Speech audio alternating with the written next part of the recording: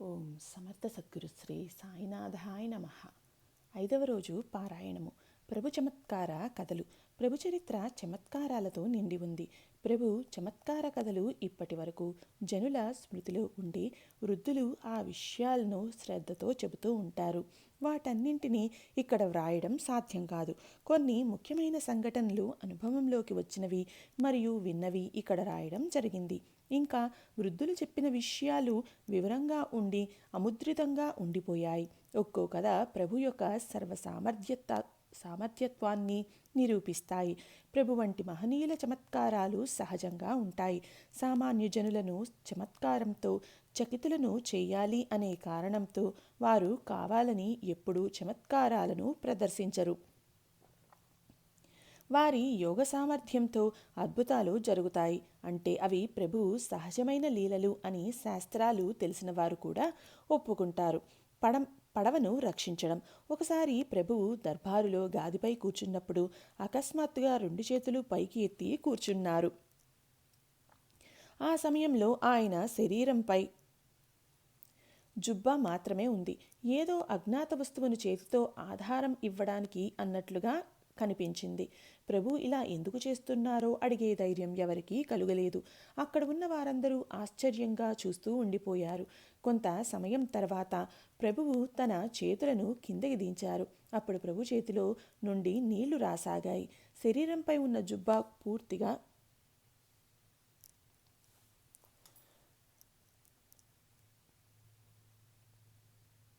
తడిసిపోయింది. జనులకు ఇలా ఎందుకు జరిగిందో, ప్రభు ఇంత చెమటతో ఎందుకు తడిసిపోయారో ఎవరికీ అర్థం కాలేదు. ప్రభు శరీరంపై నుండి జుబ్బా తీసివేశారు. శిష్యులలో ఒకరు దానిని పిండగానే చాలా ఉప్పు నీరు వచ్చింది. కొద్దిమంది ఆ నీటిని రుచి చూశారు. వారు ప్రభువుతో, మహారాజా, నీరు సముద్రం నీటిలాగా ఉప్పగా ఉన్నాయన్నారు. సర్ కిషన్ సింగ్ ప్రసాద్ బహదూర్ తను రాసిన పుస్తకంలో ఈ విషయాన్ని ప్రస్తావించారు. అలాషా నాచావరం అనే ఒక ముసల్మాను సత్పురుషులు రాజా బహదూర్కి ఇలా చెప్పారు. నేను చూశాను. ప్రభు చేతులు పైకి ఎత్తారు. అంతేకాదు, జుబ్బా పిండగానే నీరు ఉప్పగా సముద్రం నీటిలాగే అనిపించింది అని చెప్పడం వల్ల దానికి అధిక మహత్యం ఉంది. తర్వాత ఆయన పెద్ద సత్పురుషుడు అయ్యారు. ప్రభు యొక్క యోగ సామర్థ్యం ఎంత విచిత్రమైనదో చూపడానికే పై విషయం అలీఫా అనే ముసల్మాను రాజ్ బహదూర్ తో చెప్పింది పుస్తకంలో రాసి ఉంచారు. కానీ ప్రభువుకు ఏం జరిగిందో కారణం ఎవరికీ తెలియలేదు. ప్రతిసారిలాగే ఎవరు అడిగే ధైర్యం చేయలేదు. కొన్ని నెలల తర్వాత ముంబైకి చెందిన ఒక పెద్ద వ్యాపారి ప్రభు దర్బార్కి వచ్చారు. పూర్వం చేసుకున్న మొక్కు తీర్చడానికి అతను తీసుకువచ్చిన డబ్బును ప్రభువు ముందు గుమ్మరించారు. అప్పుడు పైన జరిగిన సంఘటన గుర్తుకు వచ్చి అందరూ ఆశ్చర్యపోయారు. లక్షలలో వ్యాపారం చేసే ఒక వ్యాపారి తన పడవలో ₹1,00,000 సరుకు నింపుకొని పోరుబందర్ నుండి ముంబై వస్తూ ఉండగా అకస్మాత్తుగా గాలివాన మొదలై పడవ మునిగిపోయే స్థితికి వచ్చింది. ఆ సంకట స్థితిలో తనకు ప్రమాదంతో పాటు నష్టం జరుగుతుందని భయపడి ఏం చేయాలో వ్యాపారికి తోచలేదు. పడవ మునిగిపోతే ప్రాణం పోయినట్లే. అప్పుడు దేవుణ్ణి ప్రార్థించడం మొదలుపెట్టారు. అందరు దేవుళ్లను ప్రార్థించారు, కానీ ఎవరూ రక్షించలేకపోయారు. ఇంతలో ఒక గృహస్థు, హుమానాబాద్ మాణిక్, ప్రభువుకి మొక్కుకోండి. ప్రస్తుతం నడుస్తూ మాట్లాడే ప్రత్యక్ష దైవం, భక్త కార్య కల్పద్రుమ బిరుదును కలిగిన వారు మాత్రమే ఈ సంకట స్థితి నుండి కాపాడగలరు అన్నారు. అది విని విశ్వాసంతో ప్రభువును తలుచుకొని మొక్కుకున్నారు. అలా తలవగాని ఇక్కడ ప్రభువుకు ఎవరో అర్థిస్తున్నట్లుగా అనిపించింది. అంతఃకరణ నుండి వచ్చిన తన భక్తుని పిలుపుకు ప్రభువు మనసు ద్రవించి కూర్చున్న దగ్గరే చేతులు పైకెత్తి పడవను మునగకుండా కాపాడారు. ప్రభువు ముందు రూపాయలు కట్టలుగా వేసి పూజ చేయడానికి ముందు జరిగింది వివరించి ప్రేమతో పూజ ఆరతి చేశారు. మీరు మొక్కుకున్న పూర్తి ధనం ఉందా అని ప్రభువు అడిగారు. వ్యాపారి గాబరా పడిపోయారు. తక్కువ ఉన్నట్లు తెలుసుకొని ధనాన్ని భర్తీ చేసి సంతృప్తిగా ప్రభు పూజ చేశారు. లెక్క విషయంలో ప్రభువుకు ఎలా తెలిసిందో అని అందరికీ ఆశ్చర్యం కలిగింది. రామచంద్రబువ సోలాపూర్కర్ రాసిన చరిత్రలో పడవ మునిగిపోతుంటే అతను గాబరా పడిపోయి పండరీపుర విఠోబా, తులజాపూర్ భవానీని తలుచుకుంటే ఒక ముసల్మాను వ్యక్తి ప్రభువు పేరును సూచించారు. విఠోబా, అంబాబాయి మొదలైన రాతిదేవుళ్లను ప్రార్థించే కంటే నడిచే మాట్లాడే ప్రత్యక్ష దైవాన్నే ప్రార్థిస్తే మంచిది అని ఆ వ్యక్తి సూచించారు. అప్పుడు నడుస్తూ మాట్లాడే దేవుడు ఎవరు అని అడగగానే ఆయన ప్రభువు పేరు సూచించారు. దీనివల్ల ఆ సమయంలో ముస్లిం సమాజంలో కూడా ప్రభు సామర్థ్యంపై దృఢనమ్మకం ఉండేదని తెలుస్తోంది. దమ్మిడి చక్కెర. ప్రభువు భక్తుల కోరికలను తీర్చి భక్తులు మొక్కుకున్న మొక్కులు తీర్చడం కోసం ఎదురు చూస్తారు అని అందరికీ తెలిసింది. ఆ కాలంలో కొందరు ప్రభువు వద్దకు వెళ్లే భక్తులను అపహాస్యం చేసేవారు. అలా హుమానాబాదులో ఒక గృహస్థు ఉండేవారు. ఆయన స్వయంగా ఎప్పుడూ ప్రభువు వద్దకు రాలేదు. కానీ ఎవరైనా ఇతరులు ప్రభువు వద్దకు వెళ్తుంటే అపహాస్యం చేసేవారు. ఒకసారి ఆ గృహస్థు చెప్పులు పోయాయి. అవి కొత్తవి కావడం వల్ల ఆయనకు బాధ కలిగింది. అప్పుడు ఆయనకు జనం ఆపద సమయంలో ప్రభువును స్మరిస్తూ మొక్కుకుంటారని గుర్తుకు వచ్చింది. చెప్పులు నాకు ఇప్పటికిప్పుడే దొరికితే నేను ఒక దమ్మిడి చక్కెర సమర్పిస్తాను అని మొక్కుకున్నాడు. అనుకోకుండా అదే రోజు చెప్పులు దొరికాయి. తాను ప్రభువుకి ఒక దమ్మిడి చక్కెర మొక్కుకున్నందుకు అతనికి సిగ్గుగా అనిపించి 4 అణాలకు చక్కెర తీసుకొని ప్రభువు దర్శనానికి బయలుదేరాడు. ఎప్పటిలాగే ప్రభు దర్బార్లో రద్దీ ఉండెను. దాంట్లోంచి దారి చేసుకుని ప్రభు ముందుకు వెళ్ళి తన దగ్గర ఉన్న చక్కెర పొట్లం ప్రభు ముందు పెట్టి నమస్కారం చేయగానే ప్రభు తన శిష్యులలో ఒకరిని తక్కెడ తీసుకొని రమ్మన్నారు. వారు తక్కెడ తీసుకొని రాగానే ప్రభు గృహస్థుతో, మీరు తెచ్చిన చక్కెరలో ఒక్క దమ్మిడి చక్కెర మాత్రమే నాది, అంత మాత్రమే తీసి నా పంచెలో వేయండి, మిగతాది నాకెందుకు అనగానే అతని శరీరం చల్లబడి అవాక్కయ్యాడు. నమస్కారం చేసి ప్రభువుని క్షమించమని అడిగాడు. అప్పుడు ప్రభు అన్నారు, అరే బాబా, దేవుడిని పరీక్షించొద్దు. దమ్మిడి చక్కెర కోసం ప్రభువుకు ఎంత కష్టపడాల్సి వచ్చిందో ఆలోచించు. గృహస్థునికి ప్రభువు ఆంతర్యం ప్రత్యక్షంగా కనిపిస్తూ ఉండగా ఆయన ప్రభు ముందు సాష్టాంగ దండ ప్రణామం చేసి, ఇక ఎప్పుడూ ఇలాంటి అపరాధం చేయను, నన్ను క్షమించండి అని విన్నవించుకున్నాడు. ప్రభువుకు దయ కలిగి క్షమించారు. తర్వాత ఆ గృహస్థు ప్రభువుకు ప్రియమైన భక్తుడు అయ్యాడు. బాబా కాట్కర్. ఇంతకుముందు చెప్పినట్లుగానే ముక్కుకు సంబంధించిన ఘటన టోల్ అని ఆయన తన చరిత్రలో ఇలా వ్రాశారు. లాతూర్కు చెందిన బాబా కాట్కర్ అనే పేరుగల గృహస్థు ప్రతి సంవత్సరం కట్టెలు తీసుకొని వెంకటగిరి వెళ్ళేవారు. ఒకసారి ఆయన ప్రభు నగరికి దర్శనానికి వచ్చినప్పుడు ప్రభు వెంకటేశ్వరుని రూపంలో దర్శనం ఇచ్చారు. బాబా సంతోషంతో ప్రభువుతో ఇలా అన్నారు, మహారాజ్, ఇక ముందు నేను వెంకటగిరికి వెళ్ళే అవసరం లేదు అనిపిస్తోంది. కారణం, మీ దర్శనంతో నా కోరికలన్నీ తీరాయి. ప్రభు ఆయనను సముదాయించి, మీరు మీ తండ్రిలాగా నడుచుకోండి, అక్కడికి వెళ్తూ ఇక్కడికి క్రమం తప్పకుండా రండి. ప్రభు ఆజ్ఞానుసారం ప్రతి సంవత్సరం మాణిక్ నగర్కు వచ్చేవారు. ఒకసారి మాణిక్ నగర్కు వస్తూ ఉండగా దారిలో నీరు త్రాగడానికి ఒక బావిలో దిగారు. నీరు తాగి తొందరగా పైకి వస్తూ ఉండగా తన నస్యం డబ్బాను బావి మెట్లపై పెట్టి మర్చిపోయారు. మాణిక్ నగర్ వచ్చిన తర్వాత చూస్తే కనిపించలేదు. వెతికారు కానీ దొరకలేదు. చివరికి ఆయన ప్రభువుకు మొక్కుకున్నారు. డబ్బా దొరికితే సాహీ పైసా పంచదార ఇస్తానని మొక్కుకున్నారు. తర్వాత ప్రభువు వద్దకు దర్శనానికి వెళ్ళగానే ప్రభువు యొక్క సన్నిధిలో గాదిపై తన నస్యం డబ్బా కనిపించింది. డబ్బా కనిపించగానే సాహీ పైసా పంచదార గుర్తుకు వచ్చి సిగ్గుగా అనిపించసాగింది. ఆయన అంతరంగాన్ని ప్రభు గుర్తించి, గిరిపైకి ఎక్కేటప్పుడు కాళ్ళు నొవ్వకూడదు అని జనం ఏమని మొక్కుకుంటారు అని అడిగారు. అప్పుడు బాబా చేతులు జోడించి, కాళ్ళు నొప్పి కావద్దని గిరినాథునికి 1 పైసా మొక్కుకుంటాం అన్నారు. మరి మాకైతే సాహీ మాత్రమే, సాహీ పైసా పంచదార ఇచ్చి మీ డబ్బా మీరు తీసుకోండి అన్నారు. పాముకాటు. ప్రభు దర్బార్లో సహాయం కోసం వచ్చేవారు ఎల్లప్పుడూ ఉండేవారు. వారిలో డబ్బు అడిగేవారే చాలామంది ఉండేవారు. అడగటంలో జాతిభేదం ఉండేది కాదు. హిందూ, ముస్లిం, సిక్, లింగాయత్ ఇలా అన్ని మతాల వారు ప్రతిరోజు దర్శనానికి వచ్చేవారు. అలాగే ఒకరోజు ఒక బీద బ్రాహ్మణుడు తన తమ్ముడిని వెంట పెట్టుకుని ప్రభు దర్బార్కి వచ్చాడు. తమ్ముని వివాహం కోసం 400 రూపాయలు అవసరమై ప్రభువును అడగడానికి వచ్చారు. ప్రభువు వారిని ఉండమని చెప్పారు.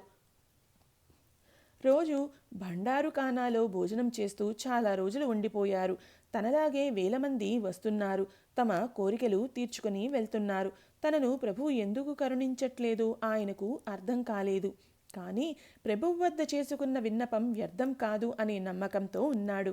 కానీ ఎలాగైనా తను చేసుకున్న విన్నపం తను వచ్చిన పని ముగించుకోవాలి అని అనుకుంటూ ఉండగా ఒకరోజు పాము తోకపై పొరపాటున కాలు పెట్టడం వల్ల అతని తమ్మునికి పాము కరిచింది. అది నాగుపాము కావడం వల్ల ఎన్ని ఉపచారాలు చేసినా అతనికి మృత్యువు తప్పలేదు. అందరూ అయ్యో పాపం అనసాగారు. అన్న ఏడవసాగాడు. ఎవరి వివాహం కోసమైతే ప్రభు దర్బార్లో ఇన్ని రోజులు పడి ఉన్నాడో అతను చనిపోవడం వల్ల దుఃఖం ఆపుకోలేకపోయాడు. చివరికి సాయంత్రం ఈ విషయం ప్రభువుకు తెలియచేశారు. ప్రభువు దయతో వివాహం కోసం ఇక్కడ ఉన్నారు. వివాహం కాకుండానే మరణించాడా అంటూ జరిగిన విషయం విని శిష్యులతో బ్రాహ్మణుడిని కరిచిన పామును పిలుచుకొని రమ్మని ఆజ్ఞాపించారు. ప్రభువు యొక్క ఈ చమత్కారమైన ఆజ్ఞను విని జనులందరూ ఆశ్చర్యంతో ఒకరి ముఖాలు ఒకరు చూసుకోసాగారు. చివరికి కాగడా పట్టుకునే దత్తునితో పామును పిలుచుకొని రమ్మని చెప్పారు. అతను భయపడుతూనే చేతిలో మండుతున్న కాగడా తీసుకుని సంగమం వద్దకు వెళ్ళి, ఓ బ్రాహ్మణుని కరిచిన పామా, నిన్ను ప్రభు రమ్మన్నారు, తొందరగా రా అని గట్టిగా పిలవసాగాడు. అతని స్వరం వినగానే ఆ కాలనాగు అతని వైపు రాసాగింది. అది చూసి దత్తు భయంతో ప్రభువు వద్దకు ప్రాణభయంతో పరిగెత్తుకు వచ్చాడు. ఆ సర్పం అతని వెనకాలే వచ్చింది. అతని వెనకాల పాము రావడం చూసి జనమంతా గాబరా పడిపోయారు. అది చూసి ప్రభువు నవ్వుతూ ఇలా అన్నారు, సర్వం కల్విదం బ్రహ్మ అనే విషయం తెలిసిన పండితులు కూడా భయపడటంలో అర్థం లేదు. అలా ఎందుకు అన్నారంటే ఆ సమయంలో అక్కడ పండితుల బృందం కూర్చుని వేదాంత చర్చలో ఉండిరి. అంతలోనే ఈ నాగపాము వచ్చి విషయం వచ్చింది. ఆ సర్పం ప్రభు ముందుకు రాగానే ప్రభువు తనపై ఉన్న వస్త్రాన్ని ఆ పాముపై వేయగానే ఆ సర్పం పడగ విప్పి ఉండిపోయింది. ప్రభు ఆ నాగుతో ఇలా అన్నారు, మా దగ్గరికి వేల మంది వస్తారు.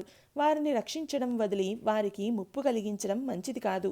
మీరు ఇక ముందు ఎప్పుడూ ఇలా చేయవద్దు అన్నారు. ఆ సర్పం చూస్తుండగానే ప్రభు తన ముందు ఉన్న ఖర్జూర పండ్లలో నుండి ఒకటి తీసుకుని తన నోట్లో వేసుకొని తిరిగి నోట్లో నుండి తీసి ఆ బ్రాహ్మణుడికి ఇచ్చి, దానిని అరగదీసి రసాన్ని తమ్ముడి నోట్లో పోయండి, అతడు లేస్తాడు అని చెప్పారు. ఇంకోసారి ఇలాంటి పనులు చేయవద్దని చెప్పి ఆ సర్పాన్ని అక్కడి నుండి వెళ్ళమన్నారు. ఇక్కడ అరగదీసిన ఆ ఖర్జూర పండు రసం చనిపోయిన తమ్ముని నోట్లో పోయగానే నిద్రలో నుండి లేచినట్లుగా ఆ బ్రాహ్మణ యువకుడు లేచి కూర్చున్నాడు. ఇది చూసి అక్కడ కూర్చున్న వారందరూ ఆశ్చర్యచకితులై ప్రభు అద్భుత సామర్థ్యాన్ని ప్రశంసించసాగారు. వారిని మృత్యువు నుండి బయటకు తెచ్చిన తరువాత వారు అడిగినంత ధనం ఇచ్చి సంతోషపరిచారు.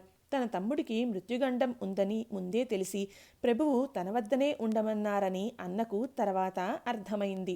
ఈ ఆపద నుండి సురక్షితంగా బయటపడ్డామని ప్రభువుకు ఆ బ్రాహ్మణుడు ఎన్ని ధన్యవాదాలు తెలియజేశారో పాఠకులే ఊహించాలి. టెహళదాస్ తల్లి. మారుతి గుడి వద్ద టెహళదాస్ అనే పేరుగల సాధువు తన తల్లితో ఒక గుడిసెలో ఉండేవారు. ఆమె వయసు 125 సంవత్సరాలు. ప్రభువు రోజులో ఏదో ఒక సమయంలో గంట కానీ 2 గంటలు కానీ ఆమె వద్ద మాట్లాడుతూ కూర్చునేవాళ్ళు. తనతో మాట్లాడుతూ కూర్చుంటే ఇతరులెవ్వరినీ అక్కడ కూర్చొనిచ్చేవారు కాదు. గుడిసె బయట కాపలా కాసేవారు ఉండేవారు. టెహల్దాస్ ఆ గుడిసె ముందు చెట్లు పెంచి రమణీయంగా తయారు చేశారు. అది చూసి ఇతర సాధువులు గుడిసెలు వేసుకుని చుట్టుపక్కల ఉండసాగారు. రోజు బండారుఖానా నుండి ఆ ముసలామెకు 3 రొట్టెలు తెచ్చి ఇచ్చేవారు. ఒకరోజు ప్రభు ఆ ముసలామె దగ్గర కూర్చున్నప్పుడు ఆ గుడిసె అకస్మాత్తుగా తగలబడింది. కొద్దిసేపట్లో ఇతర గుడిసెలకు మంటలు వ్యాపించి ఆ ప్రదేశమంతా పొగతో నిండిపోయింది. గుడిసెకు నిప్పంటుకుందని ఆ గుడిసెలో ముసలామెతో పాటుగా ప్రభువు కూడా ఉన్నారని తెలిసి జనం హాహాకారాలు చేయసాగారు. బిందెలతో, హండాలతో, తాపెలాలతో బావిలో నుండి నీరు తెస్తూ మంటలపై పోయసాగారు. కొందరు ప్రభువు కోసం గుండె బాదుకుని ఏడ్వసాగారు. ఆ మంటల్లోనే సిపాయి, పరదేశీ జనం ప్రభువును వెతకసాగారు. తాత్యాసాహెబ్ వారి కుటుంబంతో పాటు ఆ ప్రదేశమంతా రోదనలతో నిండిపోయింది. ఆ ముసలామె కూడా ఎక్కడా కనిపించడం లేదు. ప్రభు ఆ ముసలామెతో పాటు కాలిపోయారని ఊహించి ఏడ్వసాగారు. అక్కడ వాతావరణం భయంకరంగా తయారైంది. ఒక వెంకమ్మ మాత్రం గాది వద్ద ప్రశాంతంగా కూర్చుండిపోయింది. ఆమె మనస్సులో ఏ రకమైన బాధ కనిపించలేదు. అంతలో ప్రభు ఆ ముసలామెను వీపుపై ఎక్కించుకుని గాది వద్దకు వచ్చారు. వారు ఎక్కడి నుండి వచ్చారో ఎవరికీ అర్థం కాలేదు. ప్రభు జీవించే ఉన్నారని చూసిన వారి ఆనందం వర్ణించడం తరం కాదు. కానీ ప్రభు ఇంత అగ్నిలో ఎవరికీ కనిపించకుండా బయటకు ఎలా వచ్చారో ఎవరికీ తెలియలేదు. తర్వాత కొన్ని రోజులకు ప్రభు ఆజ్ఞతో ఆమె ప్రభు సన్నిధిలో మరణించింది. అగ్నినారాయణుడు ఇంతకు పూర్వం అధ్యాయంలో యజ్ఞానికి సంబంధించిన వివరణ ఇవ్వడం జరిగింది. ఆ యజ్ఞానికని తీసుకువచ్చిన సామాగ్రి ఆ యజ్ఞంలోనే ఉపయోగించాలి, అందులో ఏమీ మిగల్చరాదు అని ప్రభు ఆజ్ఞాపించినా కూడా వంట సామాగ్రి గది చూసుకునేవారు తమ అలవాటు ప్రకారం నెయ్యి బిందెలు కొంత సామాగ్రి తీసి ఉంచారు. ఆ విషయం తాత్యాసాహెబ్ గారికి తెలుసు. ఒకరోజు తాత్యాసాహెబ్ ప్రభు సన్నిధిలో కూర్చున్నప్పుడు అకస్మాత్తుగా గోసాయి బైరాగుల సమూహం ప్రభు దర్బార్లో ప్రవేశించింది. వారికి వండుకోవడానికి సామాగ్రి అందజేయవలసిందిగా ప్రభు ఆజ్ఞాపించారు. వంట సామాన్ల గదిలో నెయ్యి ఉందా అని ప్రభు ప్రశ్నించగానే లేదు అని తాత్యాసాహెబ్ గారు అన్నారు. వంట సామాగ్రి గదిలో ఉండే మనిషి కూడా లేదు అనగానే హుమానాబాద్ నుండి తీసుకొని రావాల్సిందిగా హుకుం జారీ చేశారు. ఇది జరిగి గంట తర్వాత అదే గదిలో నిప్పంటుకుంది అనే సమాచారం అందింది. ఇది విని తాత్యాసాహెబ్ గారు లేచి తొందరగా వెళ్ళబోయారు. కానీ ప్రభు ఆయనను అక్కడే కూర్చోబెట్టుకున్నారు. తాత్య వంట సామాగ్రి గదిలో ఏ సామాను మిగల్లేదు అన్నారు కదా, నిప్పంటుకుంటే ఏమవుతుంది? దాన్ని ఆర్పడానికి ఎందుకంత తొందర? యజ్ఞంలో అగ్నినారాయణుడు తృప్తి చెందలేదు అనిపిస్తోంది. అందుకని నెయ్యి మంచిగా వేసి ఆయనను తృప్తిపరచాలి. అందువల్ల దాంతోపాటు హుమానాబాద్ నుండి తెచ్చిన నెయ్యి కూడా వేసి అగ్నినారాయణుని శాంతపరచండి. గదిలో ఉంచిన మొత్తం నెయ్యి అగ్నినారాయణుడు మొదలై కొంత శాంతపరుచుకున్నాడు. గది చూసేవాడు కొంచెం సామాగ్రి ముందు తీసి పెట్టుకున్నాడు. అది మంచి ఉద్దేశమే. ఆ సామాగ్రి ఏదైనా మంచి కార్యానికి ఉపయోగించాలని తాత్యాసాహెబ్ అనుమతితో తీసి ఉంచారు. ప్రభు దృష్టి లౌకికంగా ఉండేది కాదు. రేపటి కోసం తీసి ఉంచాలి అనే ఎప్పుడూ అనుకునేవారు కాదు. తీసిపెట్టుకుని పని చేసే అలవాటు ప్రభువుకు ఉండేది కాదు. ప్రభు సమాధి అయి ఇప్పటికీ 70 సంవత్సరాలు. మరాఠీ చరిత్ర మొదట వ్రాసినప్పుడు. అయినా సంస్థానంలో అదే ప్రకారం నడుస్తుంది. రేపటి గురించి ఆలోచన ఈరోజు చేయడంలో అర్థం లేదు. ఈ సత్యంపై సంస్థానం యొక్క మహత్తరమైన పనులు జరుగుతాయి. రేపటి గురించి చింత లేకపోవడం వల్ల ప్రతి సంవత్సరం లక్షల రూపాయలు పోగవుతూ వస్తోంది.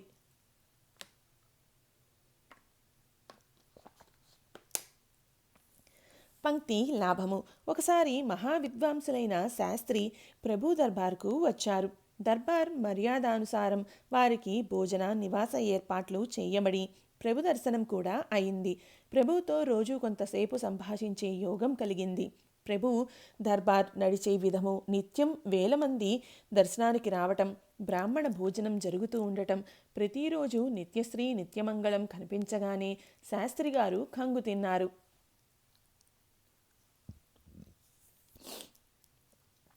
ఎవరి వల్ల అయితే ఇలా జరుగుతుందో ఆ ప్రభువు విషయంలో వారికి ఆదరభావం పెరుగసాగింది.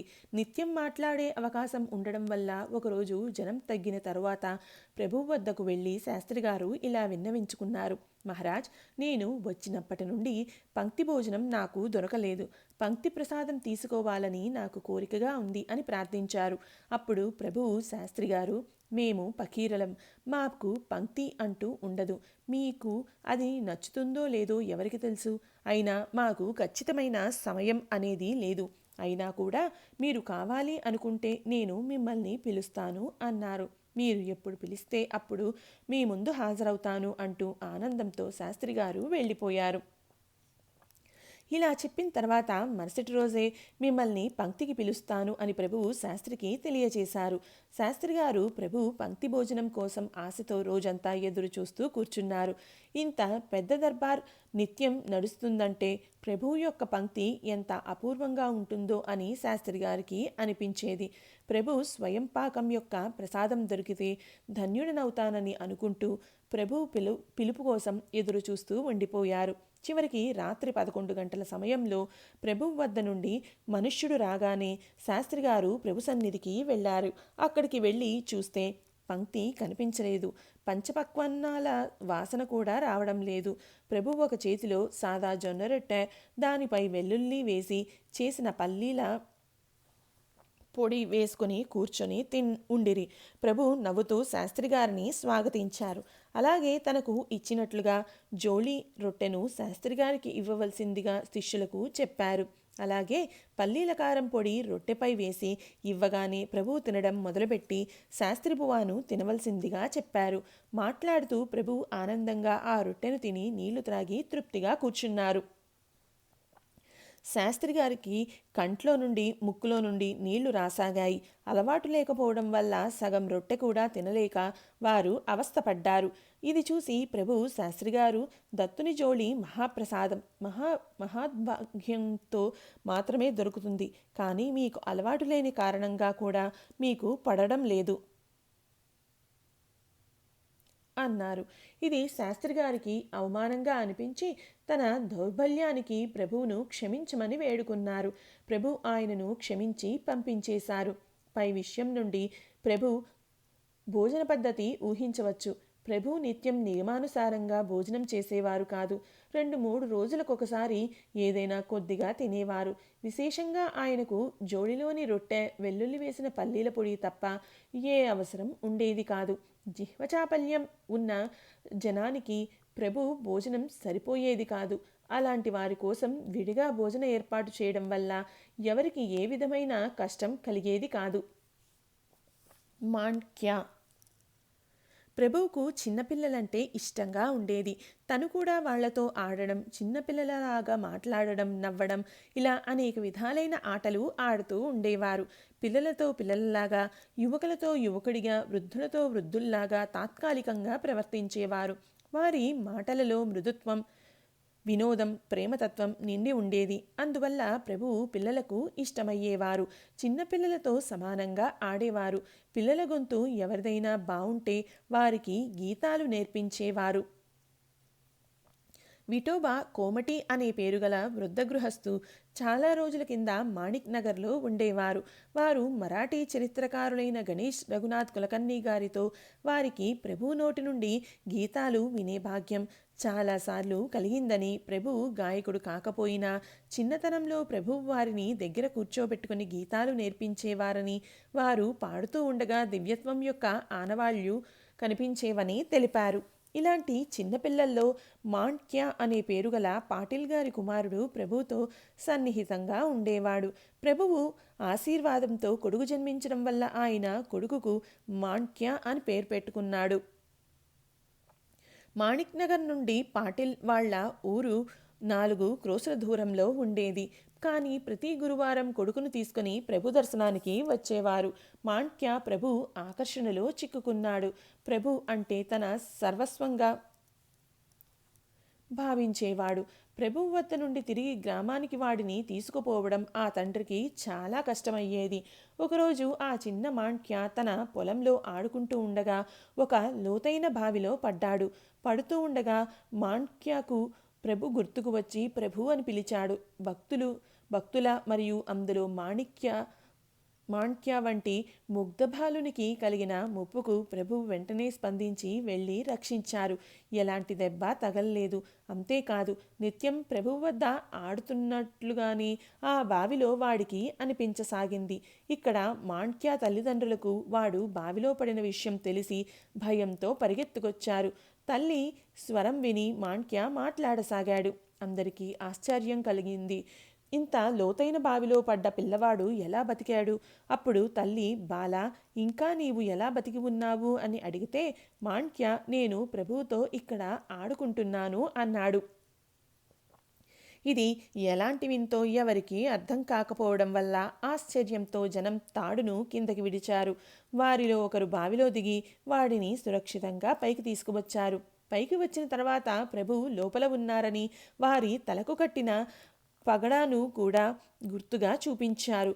ప్రభు తన అద్భుత సామర్థ్యంతో మాణిక్యాను రక్షించారని అందరికీ దృఢనమ్మకం కలిగి వాడిని ప్రభువు పాదాలపై వేయడానికి మాణిక్ నగర్కి తీసుకుని వచ్చారు. ప్రభువు వాడిని దగ్గరకు తీసుకుని వీపుపై చేతితో నిమురుతూ ప్రేమతో, నేను బావిలోకి వచ్చానని ఎందుకు చెప్పావు అన్నారు. తుల్జాపూర్ భవానీ. ప్రభు దర్శనం భాగ్యం కలిగిన తరువాత మనుషుని ఆలోచన పద్ధతిలో, ప్రవర్తనలో తేడా కనపడకుండా ఉండదు. ముస్లింలు తమ సంకుచిత దృష్టికి సిగ్గుపడి ప్రభువు యొక్క ప్రభావంతో హిందువులపై ద్వేషభావం పోయేది. వైష్ణవులకు ప్రభువుతో సాక్షాత్ విష్ణు రూపం కనిపించేది. శైవులకు ప్రభువు శంకర రూపంలో దర్శనం ఇచ్చేవారు. ముస్లిం, హిందూ, సిక్, జైన్, లింగాయత్ ఇలా అన్ని మతాల వారికి ప్రభు తమ ఇష్టదైవంగా కనిపించేవారు. ప్రభు సన్నిధిలో ప్రేమతో నిండిన వాతావరణంలో జనులందరికీ ఒకరి సర్వవ్యాపి అనే భావనతో ప్రభు యొక్క విశాలతత్వంలో అందరూ ఆనందభరితులు అయ్యేవారు. హిందూ ధర్మంలో అనేక విధాలైన ఉపాసనా దేవతలు ఉన్నారు. వారి భక్తులు తమ ఇష్టదైవాన్ని ప్రభువులో చూచుకొని ఆ పద్ధతిలో ప్రభువుకే పూజ అర్చన చేసేవారు. ప్రభువు కూడా ఆ భావంతో వచ్చే భక్తుల పూజను స్వీకరించేవారు. ఒకసారి ఒక దేవీ భక్తునికి తులజాపూర్ భవానీని కోరుకున్న కార్యము అవడం వల్ల అతను మొక్కుకున్నట్లు దేవికి సమర్పించే వస్త్రాలు తీసుకుని తుల్జాపూర్ వెళ్ళడానికి బయలుదేరాడు. దారిలో అతనికి స్వప్నంలో ఎవరో, నీవు తుల్జాపూర్కు వెళ్లకుండా మాణిక్ నగర్ వెళ్ళి మొక్కు ప్రభువు వద్ద తీర్చుకో అని చెప్పినట్లు అనిపించింది. ఆ స్వప్నంపై తనకు నమ్మకం కుదరక అలాగే ముందుకు వెళ్ళసాగాడు. చివరికి దారిలో తుల్జాపూర్కు చెందిన పూజారి ఆయనకు కనిపించి, తుల్జాపూర్ వెళ్లకుండా నీవు మాణిక్ నగర్ వెళ్ళు అని చెప్పాడు. అందుకని అతడు మాణిక్ నగర్ బయలుదేరాడు. ప్రభు దర్శనం అయిన తర్వాత తనకు వచ్చిన స్వప్న విషయం ప్రభువుకు చెప్పాడు. దేవి ఆజ్ఞ అయితే నేను పూజ స్వీకరించడానికి సిద్ధంగా ఉన్నాను అని ప్రభువు అన్నారు. ఇది విని సంతోషంగా పూజ ప్రారంభించారు. ఆ భక్తుడు అత్యంత శ్రద్ధతో దేవిగా భావించి ప్రభువుకు పూజ చేశారు. ప్రభువు కూడా ఆ సమయంలో దేవి యొక్క రూపధారణలో ఉండిరి. భక్తుడు తెచ్చిన పైటని పట్టుచీర ప్రభువుకు కట్టి పూర్తి అలంకారం చేస్తూ కళ్లకు కాటుక పెట్టి నుదుటిపై బండారుతో నింపారు. ఆ సమయంలో ప్రభువు భవానీ రూపంలో కనిపించారు. పూజ పూర్తి అయిన తర్వాత ఆరతి జరుగుతూ ఉండగా అక్కడ ఉన్న వాళ్లకు కూడా ప్రభు సాక్షాత్ భవానీ రూపంలో కనిపించసాగారు. ఆ భక్తుడు తన మొక్కు పూర్తి అయినట్లుగా భావించి ప్రభు ముందు సాష్టాంగ నమస్కారం చేశారు. ఆ పూజను ప్రత్యక్షంగా చూసిన వారికి ప్రభు తేజస్సుతో కళ్ళు జిగేలుమన్నాయి. పంజాబీ పహిల్వాన్. గర్వంతో ఉన్నవాళ్ల ఇల్లు ఖాళీగా ఉంటుంది. ఈ సామెత యొక్క అనుభవం ప్రభు దర్బార్లో నిత్యం జరుగుతూ ఉండేది. ప్రభు చరిత్రలో ఒక చరిత్రకారుడు స్వయంగా రాసిన దాన్ని కింద వివరిస్తున్నాము. ఒకసారి ఒక అద్భుతం జరిగింది. అది ఏమిటంటే, పంజాబీ పహిల్వానులతో కూడిన గుంపు ప్రభు వద్దకు వచ్చారు. వారు ఇతర చాలా రాజదర్బార్లలో తమతో గెలిచారు. ఎవరూ లేరని వారి వద్ద జయించినట్లుగా పత్రం రాసుకొని వచ్చేవారు. వారిలో ముఖ్యునికి ఒక కాలికి బంగారు కడియం, ఇంకొక కాలికి పహిల్వాన్ బిరుదుతో రాసిన వెండి కడియం కట్టబడి ఉన్నాయి. వారు ముందుగా ప్రభువు వద్దకు వచ్చినప్పుడు దాదాసాహెబ్ వారికి నిత్యం 10 రూపాయలు ఇస్తూ సౌకర్యం కల్పించారు. ప్రభు దర్శనం చేసుకుని మాతో ఎవరైనా కుస్తీ చేసి వారితో మేము గెలిచినట్లుగా ప్రమాణపత్రం రాసి ఇవ్వాలని పట్టుపట్టారు. కానీ ప్రభు, మాది ఫకీరుల దర్బార్, భిక్ష చేస్తూ గురుభజన చేసే మా వద్ద పహిల్వాన్లు ఎక్కడ ఉంటారు? మరియు మా ప్రమాణపత్రంతో మీకు ఉపయోగం ఏమిటి? ఒకరోజు గురుదర్బార్ యొక్క రొట్టె ప్రసాదంగా తీసుకొని మీ దారిన మీరు వెళ్ళండి. సద్గురు కృపతో 4 దిక్కుల మీ పేరు వ్యాపిస్తుంది. ఇలా మొదటిసారి దర్శనానికి వచ్చినప్పుడు వాళ్లకు సముదాయించి చెప్పారు. కానీ వారు తమ పట్టు విడవలేదు. జయించినట్లుగా ప్రమాణపత్రం దొరికే వరకు ఇక్కడ నుండి కదిలేది లేదని భీష్మించుకుని కూర్చున్నారు. మేము ఫకీరులము, మేము ఇచ్చిన ప్రమాణపత్రంతో ఏం ఉపయోగం అనగానే వారు గర్వంతో, ఫకీరులైతే మరి రాజాదిరాజు అంటూ జయజయకారాలు బిరుదులు ఎందుకు? వేల మందిని తమ వైపు ఎందుకు ఆకర్షించుకుంటున్నారు? రాజాలైతే మాకు ప్రమాణపత్రం ఇవ్వండి, ఫకీరులైతే మా నుండి ఏమీ కాదని స్వదస్తూరితో పత్రం రాసి ఇవ్వండి, అది లేకుండా మేము ఇక్కడ నుండి కదలమని చెప్పారు. ఇది చూసి ప్రభుభక్తులు వారి దురవస్థను చూసి నవ్వుకున్నారు. ప్రభువు ముందు మాత్రం నిశ్శబ్దంగా కూర్చున్నారు. పహిల్వానులు సంగమం వద్ద ఉండేవారు. వారికి దాదాసాహెబ్ గారు రోజు 10 రూపాయల భోజనం కోసం ఇచ్చేవారు. దాదాపు 10 రోజుల తర్వాత ఒకరోజు సాయం సమయంలో ప్రభు నడుచుకుంటూ సంగమం వద్దకు వెళ్ళారు. వారు ప్రభు వద్ద చివరిగా మాట్లాడాలి అనుకుంటుండగా ఇంతలో 6 దొమ్మరి వాళ్ళు ప్రభు ముందుకు వచ్చి నిలబడ్డారు. వారు తమ కసరత్తు విద్యను ప్రభు చూడవలసిందిగా విన్నవించుకున్నారు. అప్పుడు ప్రభు నవ్వుతూ, మీ కసరత్తు తర్వాత చూస్తాను, కానీ ముందు ఈ పహిల్వాన్లు ఏమంటారో వినండి. వారితో మీరు కుస్తీ పట్టండి, ఎవరి కౌశల్యం ఎలాంటిదో చూద్దాం. ప్రభువు యొక్క ఈ ఆజ్ఞ వినగానే ఒక దొమ్మరివాడు చేతులు జోడించి, మహారాజా, ఇది ఎలా సాధ్యం? కసరత్తు వేరు, కుస్తీ విషయం వేరు, మీకంతా తెలుసు. ప్రభు అది వినక, అయితే ఏమిటి, రెండూ శరీరపు శక్తి ప్రదర్శనలే. అసలైతే పహిల్వాన్ కంటే మీ కసరత్తు కఠినం. ఎందుకంటే పహిల్వాన్లకు శక్తి మాత్రమే ఉంటే చాలు, మీకు శక్తితో పాటు యుక్తి కూడా కావాలి. మీకు శక్తి యుక్తి రెండూ ఉన్నప్పుడు ఇంకా వెనుకడుగు ఎందుకు వేయాలి?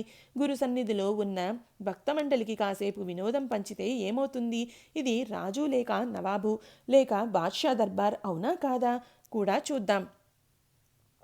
సద్గురు సామర్థ్యంతో ఏదైనా అద్భుతం జరుగుతుందేమో చూద్దాం అని అన్నారు. ఆ దొమ్మరి భక్తుడు ప్రభు గురించి విని ఉన్నాడు కావున ప్రభు సామర్థ్యం అతనికి తెలుసు. అందుకని ఏ విధమైన సంశయం లేకుండా ప్రభు ఆజ్ఞ స్వీకరించాడు. నేను సిద్ధంగా ఉన్నాను అని ఆ పహిల్వాన్కు తెలిసేటట్లు ప్రభు ముందు 2 చేతులు కట్టుకొని నిలబడ్డాడు. ఆ పహిల్వాన్ ముందే గర్వంతో ఉన్నాడు. వారికి తన బలసామర్థ్యం తెలియదని అనుకుని ఎదుటివాణిని తక్కువ చేసి చూపించాలని ఆ దొమ్మరితో ఇలా అన్నాడు. పులి నక్కతో తలపడడానికి ఎంత శక్తి కావాలి? నీవు నీ విద్యను ప్రదర్శించు, నేను పంజా విసిరితే చస్తావు అంటూ నవ్వుతూ అన్ని వైపులా చూస్తూ నిలబడ్డాడు. అప్పుడు ప్రభు దొమ్మరితో ఇలా అన్నారు, చూడు, పహిల్వాన్ సిద్ధంగా ఉన్నారు, నీవు చూపించు గురువు సట్కా యొక్క పరాక్రమం అని ప్రభు తన సట్కాను భూమిపై తాకించారు. అప్పుడు దొమ్మరి ఆజ్ఞ ప్రభు అంటూ తన చెడ్డీ పైకి చేసుకుంటూ పహిల్వాన్తో తలపడడానికి వెళ్ళారు. పహిల్వాన్ తన బలగర్వంతో నవ్వుతూ నిలబడి, ఇలాంటి దొమ్మరులు ఎంతమంది వచ్చినా తన కాలును కూడా కదపలేరనే నమ్మకం ఉండేది. దొమ్మరి తనపై వచ్చి పడ్డ చేతిని కూడా కదపలేడు అనుకున్నాడు. కానీ ఏమి చమత్కారం! దొమ్మరి ఆ పహిల్వాన్ భుజాలు పట్టుకుని వేగంతో వెనక్కి తోయగానే పత్తి సంచి పడ్డట్లుగా అతను కింద పడిపోయాడు. అప్పుడు కళ్ళలో ఉన్న మైకం దిగిపోయి దొమ్మరి శరీరం కూడా తనలాగే బలమైందని తెలిసి వచ్చింది. తర్వాత దొమ్మరి ఆ పహిల్వాన్ ఛాతిపై కూర్చుని నేలకు నొక్కి పట్టుకుని అదింపట్టుకున్నాడు. ఎంత ప్రయత్నించినా కదలడానికి కూడా వీలు లేకపోయింది. చివరికి ఏ ఉపాయం లేక తను ఓడిపోయానని దొమ్మరికి విజయం లభించిందని ఒప్పుకోవటం తప్ప వేరే దారి లేదు అనుకున్నాడు. చివరికి ప్రభు దొమ్మరితో అతన్ని విడవవలసిందిగా చెప్పారు. అప్పుడు విడిచి ప్రభువుకు నమస్కరించి నిలబడ్డాడు. ఈ పహిల్వాన్ గెలవడం అయితే వదిలేయండి, వారికి మీ ఆజ్ఞతో తలపడ్డారు కనుక ఇలా విజయం లభించింది. మీరు ఎవరికి కావాలంటే వారికి సామర్థ్యం ఇవ్వగలుగుతారు, ఈ విషయంలో మాత్రం సంశయం లేదు అని అనగానే ఎప్పటిలాగే నగదు ఇచ్చి సంతోషపరిచి వారిని పంపించారు. గర్వభంగమైన ఆ పహిల్వాన్కు కూడా ధనం, మిగతా వారికి డబ్బుతో పాటు బట్టలు కూడా ఇచ్చి గురుదర్బార్లో ఇలా గర్వం చూపించరాదు అని చెప్పి వారిని తిరిగి పంపించారు. నాందేడ్కర్ శాస్త్రి రామచంద్రబువ సోలాపూర్కర్ గారు రాసిన చరిత్రలో ఒక గర్విష్టి అయిన శాస్త్రికి గర్వభంగం ఎలా అయిందో ఆ కథ ఇవ్వడం జరిగింది. ఇది చదివి ఎంతోమంది శాస్త్రులకు కోపం వస్తుందని తెలుసు. ఈ విషయం ఇక్కడ ఇవ్వడం వల్ల అలాంటి ప్రసంగం రావచ్చని మాకు తెలుసు. అందుకని శాస్త్రి బంధువులకు మా వినతి ఏమిటంటే, ఉన్మత్తతతో గర్వం అధికమైతే ఎక్కడైనా నిందింపబడతారు. విద్వత్తుతో గర్వంతో విర్రవీగుతున్న ఒక శాస్త్రిని ప్రభు ప్రేరణతో ఒక సామాన్య మనుష్యుడు సరియైన దారికి తెచ్చి మార్చడం జరిగింది. కథలోని నీతిని గ్రహించాలి అనే ఉద్దేశంతో ఈ కథ సారాంశం మా పాఠకులకు కొరకు ఇవ్వడం జరిగింది.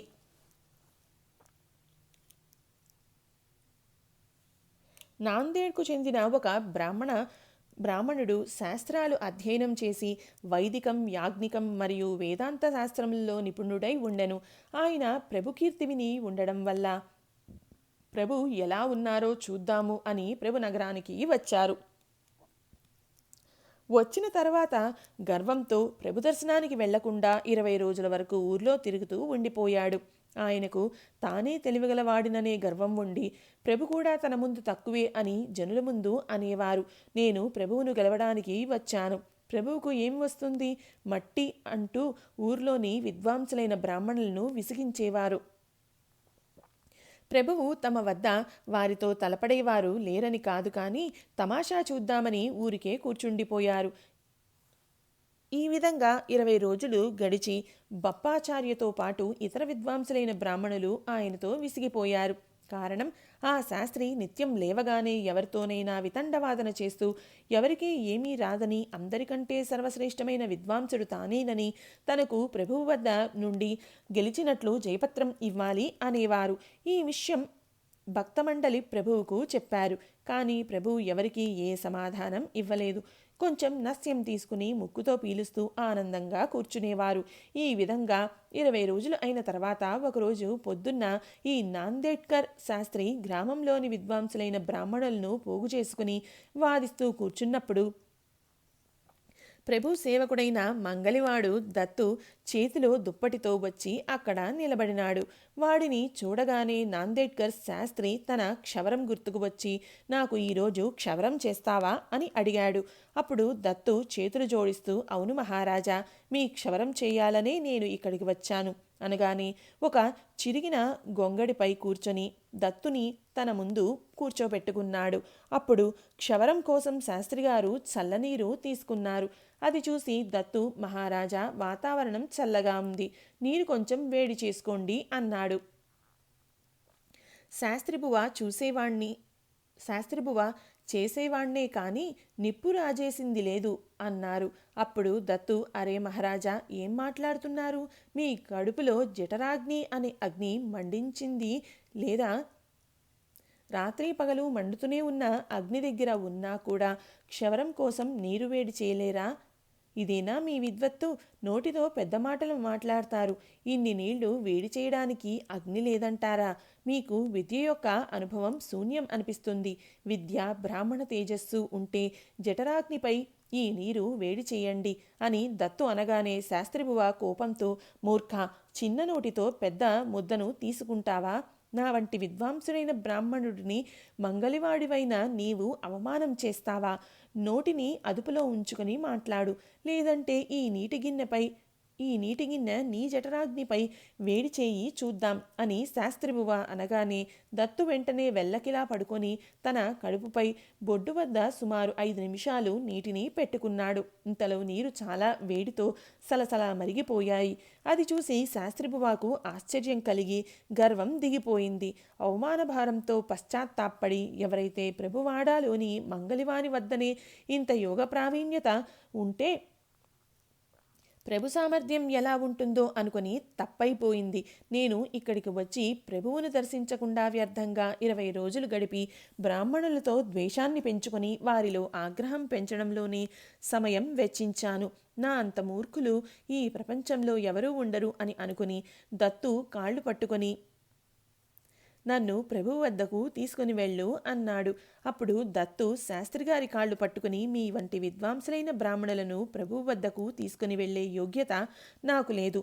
ఈ పని బప్పాచార్యులు మొదలైన బ్రాహ్మణ బృందంలోని వారు చేస్తారు అంటూ శాస్త్రిగారిని బప్పాచార్యులకు అప్పగించారు.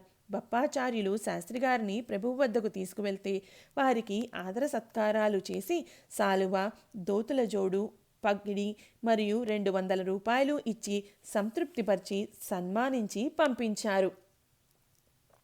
సిక్ మతస్థుని ముడుపు. గోపన్పల్లి అనే గ్రామంలో ఒక సిక్ మతానికి చెందిన గృహస్థు నివసిస్తూ ఉండేవారు. ఆయన ప్రభువుపై భక్తి ఉండి గురునానక్ లాగే ప్రభువును కూడా పూజనీయులుగా భావిస్తూ ఉండేవారు. ఆయన భార్య కూడా ప్రభు భక్తురాలే. వారిద్దరూ అప్పుడప్పుడు మొక్కుకున్న ముడుపు 15 రూపాయలు అయ్యాయి. ప్రభు దర్శనం అయిన తర్వాతే పూజ, ఆరతి చేసి ఈ ముడుపు ప్రభు ముందు పెట్టాలని వారి సంకల్పం. సంకల్పానుసారంగా ఇద్దరూ మాణిక్ నగర్కు చేరుకున్నారు. సంగమంలో స్నానం చేసి ప్రభు పూజ కోసం సామాగ్రిని సమకూర్చుకొని పూజకు పేడా కావాలని ఆ సిక్ 1 రూపాయి పేడా కొనుక్కొని రావడానికి హుమానాబాద్కు వెళ్ళాడు. సంగమంలో ఆయన భార్య ఎండలో కూర్చుని ఉంది. భర్త హుమానాబాద్ నుండి పేడా తెచ్చిన తర్వాత పూజ చేసి ముడుపు అర్పించాలని వారిద్దరి కోరిక. ముడుపు కట్టింది భార్య వద్ద ఉంచి భర్త హుమానాబాద్కు వెళ్ళాడు. ఇంతలో ప్రభువు వద్ద ఉండే ఒక బ్రహ్మచారి ఈ సిక్ స్త్రీని వెతుక్కుంటూ సంగమ ప్రదేశానికి వచ్చాడు. నేనే ఆ సిక్ స్త్రీని అని ఆమె చెప్పగానే ఆ బ్రహ్మచారి, నీ దగ్గర ఉన్న 15 రూపాయల ముడుపు నాకు ఇవ్వు. ప్రభు ఈ ముడుపు కోసం నన్ను ఇక్కడికి పంపించారు అన్నాడు. తామైతే ఈ ముడుపు విషయం ఎవరికీ చెప్పలేదు. ప్రభువు యొక్క ఈ ఆజ్ఞ విని ఆమె ఆశ్చర్యచకితురాలైంది. భర్త ఇంకా రావాల్సి ఉందని, అతను వచ్చిన తర్వాత ఆయనను అడిగి ఇవ్వాలి అనిపించింది. కానీ అలా అనడానికి నోటి నుండి మాట రాలేదు. భర్త ఏమన్నా సరే ప్రభు ఆజ్ఞ శిరసావహించాలి అనిపించి బట్టలో కట్టిన ముడుపును ఆ బ్రహ్మచారికి ఇచ్చివేసింది. ముడుపు తీసుకొని బ్రహ్మచారి వెళ్ళిపోయాడు. హుమానాబాద్ నుండి భర్త వచ్చిన తర్వాత జరిగింది చెప్పడం మరచిపోయి తొందరగా పూజ సామాగ్రి తీసుకుని ప్రభువు వద్దకు వెళ్లారు. ఇద్దరూ ఆనందంగా పూజ చేశారు. పూలమాల మెడలో వేసి తెచ్చిన పేడ ప్రభువు ముందు ఉంచారు. అప్పుడు తనకి ముడుపు విషయం గుర్తుకు వచ్చి పేడాతో పాటు పెట్టాలని భార్యను ఆ విషయం అడిగాడు. అంతలో ప్రభు తానే ఇలా అన్నారు, 15 రూపాయల ముడుపు మాకు ముందుగానే ముట్టింది. మేము ఆ రూపాయలు ఈ యాత్రికులకు ఇచ్చామని వారిని చూపించారు. ఏం జరిగిందో ముందు సిక్కి తెలియలేదు. పూజ అయిన తర్వాత జరిగిన విషయం భార్య చెబితే చాలా సంతోషించాడు. ప్రభుకృప తమపై ఉండడం వల్లనే అలా జరిగిందని తన భార్య చేసిన మంచి పనికి భార్యకు కృతజ్ఞత తెలిపాడు.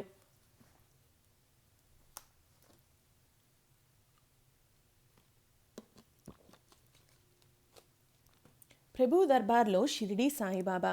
ఒకసారి ప్రభు దర్బార్లో కూర్చున్నప్పుడు తేజోవంతమైన శరీరకాంతి కలిగిన 13 నుండి 14 సంవత్సరాల కిశోరావస్థలో ఉన్న ఒక పకీరు ప్రభు వద్దకు వచ్చారు. ఆయన తలకు పట్కా అనగా రుమాలు కట్టుకొని శరీరంపై జుబ్బా వేసుకొని ఉన్నారు. వారి చేతిలో ఒక చిన్న లోటా ఉండెను. అది ప్రభువు ముందు పట్టుకొని ప్రభువును ఉద్దేశించి, సాయి మేరా లోటా భర్దే అన్నారు. సాయి, నా లోటా నింపి ఇవ్వండి. ప్రభువు వద్ద తాత్యా మహారాజుల వారు కూర్చొని వేదాంత చర్చ చేస్తూ ఉండిరి. వారి దృష్టి ఆ పకీరు వైపుకు వెళ్ళలేదు. అందుకని ప్రభు ఆయన్ను పిలిచి ఆ పకీరు చేతిలోని లోటా తీసుకొని రూపాయలతో నింపి ఇవ్వవలసిందిగా చెప్పారు. తాత్యా మహారాజుల వారు చర్చలో నిమగ్నమవడం వల్ల ఆ లోటాను తీసుకుని కుప్పగా ఉన్న రూపాయలను మాట్లాడుతూనే ఆ లోటాలో నింపసాగారు. ఎంత సమయం గడిచినా లోటా మాత్రం నిండడం లేదు.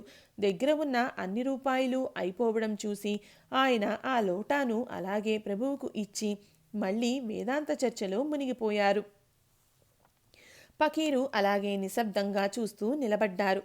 ప్రభు ఆ లోటాను తీసుకుని 2 ఖర్జూర పండ్లు కొన్ని పూలు వేయగానే లోటా నిండిపోయింది. ప్రభు నవ్వుతూ, సాయి తీసుకోండి అంటూ పకీరుకు ఆ లోటాను ఇచ్చారు. పకీరు ఆ 2 ఖర్జూర పండ్లు పూలు మాత్రం తీసుకుని ఇంతే చాలు అంటూ లోటాను ప్రభువు ముందు బోర్లించారు. అందులో నుండి లోటాలో ఉన్న దానికంటే ఎన్నో రెట్ల రూపాయలు కుప్పలుగా పడ్డాయి. పకీరు ప్రభువు వద్ద తలవంచి నమస్కరించి వెళ్ళిపోయారు. తాత్యా మహారాజుల వారు మాట్లాడడంలో నిమగ్నమై ఉండిరి. జరిగిన విషయం ఆయనకు అర్థం కాలేదు. అప్పుడు ప్రభువు, తాత్య, ఎలాంటి మనుషులు ఇక్కడికి వస్తారో ఎందుకు వస్తారో చూడకుండా అర్థం లేని చర్చ చేస్తూ కూర్చున్నావు. ఆ పకీరు లోటా నింపడం రాలేదు కానీ తను గుమ్మరించిన రూపాయల కుప్పను చూడు అన్నారు. ఇది వినగానే తాత్యా మహారాజ్ ఆ కుప్ప వైపు చూశారు. అది చూసి ఆశ్చర్యపోయి ఆ పకీరు ఎవరో తెలుసుకోవాలని ప్రయత్నం చేశారు. పకీరును వెతకడానికి 4 దిక్కులా మనుషులను పంపించారు. కానీ ఎక్కడా ఆ పకీరు కనిపించలేదు. ఆ ప్రభు దర్బార్లో పకీర్ వేషంలో వచ్చిన తేజోవంతమైన యువకుడు వేరెవరో కాకుండా సాక్షాత్ శ్రీ షిరిడీ సాయిబాబా అయి ఉండిరి. సాయిబాబా సంస్థాన్ షిరిడీ నుండి ప్రకాశింపబడిన అచ్యుత్ యశ్వంత్ దోండే రాసిన శ్రీ సాయిబాబా అవతార్ వ కార్య గ్రంథం యొక్క ఆధారముగా పకీరుల వేషంలో స్వయంగా సాయిబాబాయే ప్రభు దర్బార్కు వచ్చి ఉండిరని ఖచ్చితంగా తెలుస్తోంది. ముస్లిం ధర్మంలోని పెద్ద పెద్ద ధర్మాధికారులు ప్రభు దర్శనానికి వచ్చేవారని పై విషయం వివరించిన రామకృష్ణ పంత్ తహసీల్దార్ అనేవారు. ఈ కథకు ముందు సిక్ మతస్థుని ముడుపుకు ముందు వచ్చే 2 విషయ కథలు రామకృష్ణ పంత్ గారి నుండి తెలిసినవి. కాశీయాత్రకు పోయే బ్రాహ్మణుడు. ఒక బీదవాడైన బ్రాహ్మణుడు తన భార్యతో కలిసి కాశీయాత్రకు వెళ్లాలనే కోరికతో మాణిక్ నగర్కు వచ్చాడు. ప్రభు దర్శనం చేసుకుని ప్రసాదం ఇవ్వమని అడిగాడు. ప్రభువు ఒక శిష్యుడికి వంట సరుకులు ఉంచే గదిలో ఏమైనా ఉందేమో చూసి రమ్మని పంపించారు. శిష్యుడు ఆ గదికి వెళ్ళి చూసి ఏమీ లేదని తిరిగి వచ్చాడు. ఎన్నిసార్లు అడిగినా ఏమీ లేదనే చెప్పసాగాడు. తర్వాత ఇంకో శిష్యుణ్ణి పిలిచి ఆ గదిలో నుండి చేతికి ఏది వస్తే అది తీసుకుని రావాల్సిందిగా చెప్పారు. ఈయనకు 15 మినుములు గింజలు కనిపించాయి. అవి తీసుకుని ప్రభువు వద్దకు వచ్చాడు. ప్రభువు వాటిని తీసుకుని ఒక కాగితంలో వేసి ఒక పువ్వు వేసి పొట్లం కట్టి బ్రాహ్మణుని చేతికి ఇస్తూ ఇది ఒక డబ్బాలో వేసి నిత్యం పూజ చేయండి అని చెప్పారు. అలాగే కాశీయాత్రకు బయలుదేరవలసిందిగా చెప్పారు. ప్రభువు వద్ద నుండి దారి ఖర్చులకు డబ్బు దొరుకుతుందని ఆ బ్రాహ్మణుడు ఆశపడ్డాడు. కానీ అది దొరకక ఆ బ్రాహ్మణుడు నిరాశ చెందాడు. ఆయన భార్య మాత్రం తెలివిగలదై ఉండెను. ప్రభువుపై ఆమెకు భక్తి ఉండెను. ప్రభు చేతి ప్రసాదంతో తమ కార్యం సఫలం అవుతుందని పూర్తి నమ్మకం ఉండడం వల్ల దొరికిన దానితో సంతోషపడింది. ఆ దంపతులు ప్రసాదం తీసుకుని కాశీ వెళ్ళడానికి ప్రయాణమయ్యారు. 2 కోసులు నడిచిన తర్వాత దారిలో ఉన్న గ్రామంలో ఆదర సత్కారాలతో పాటు 10 రూపాయలు కూడా దొరికాయి. ప్రభు ప్రసాదం యొక్క మహిమ చూసి ఆయన భార్య ఆనందించింది. ఆమె ఎప్పుడూ ప్రభుస్మరణ చేస్తూ ఉండేది. తర్వాత కూడా ద్రవ్యప్రాప్తి, భోజన ప్రాప్తి కలిగి యాత్ర నిర్విఘ్నంగా జరిగింది. దారిలో ఎలాంటి కష్టం కలగకుండా, ద్రవ్యలోటు కూడా ఎక్కడా రాకుండా ఆనందంగా యాత్ర పూర్తి చేసుకుని తమ గ్రామానికి వెళ్ళడానికి ముందు ప్రభువును దర్శించుకోవాలని మాణిక్ నగర్కు వచ్చారు. దర్శనం చేసుకుని పూజ చేశారు. ఆరతి అయిన తర్వాత ప్రభు మెల్లగా, మా వస్తువును ఒకటి మీ వద్ద ఉంది, అది తిరిగి ఇవ్వండి. మీ పని నిర్విఘ్నంగా అయిపోయింది కదా, అది ఉంచుకొని ఏం చేస్తారు అని ప్రభు అనగానే డబ్బాలోని పొట్లం తీసి ఇచ్చారు. ప్రభు అది విప్పగానే మినుములకు మొలకలు వచ్చి ఉన్నాయి. కొద్దిసేపు వాటి వైపు చూసి వాటిని దూరంగా పారేశారు. ఒకరోజు ఉండి మరుసటి రోజు తమ ఊరికి వెళ్లారు. దారిలో ఎక్కడ ముందు జరిగినట్లు భోజన వసతి దొరకలేదు. అంత దూరం కాశీయాత్ర నిర్విఘ్నంగా జరిగి ఇంత దగ్గరగా ఉన్న తమ ఊరికి వెళ్తుంటే ఇలా ఎందుకు జరుగుతుందో అని ఆ స్త్రీకి ఆశ్చర్యం కలిగింది. భర్త వద్ద ఈ విషయం ప్రస్తావిస్తూ ఉండగా ఇదంతా ఆ ప్రభు ఇచ్చిన పొట్లం మహత్యం అని అర్థమైంది. ప్రభు తమ మహిమను ఆ పొట్లంతో చూపించారు. ప్రభుదయతో తమ కాశీయాత్ర కోరిక ఫలప్రదమైందని అనుకున్నారు.